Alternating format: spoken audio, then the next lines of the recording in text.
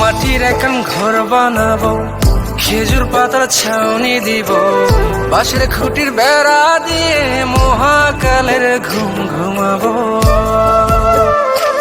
আমি মাটির এখন ঘর বানাবো, খেজুর পাতার ছাউনি দিব, বাঁশের খুঁটির বেড়া দিয়ে মহাকালের ঘুম ঘুমাবো।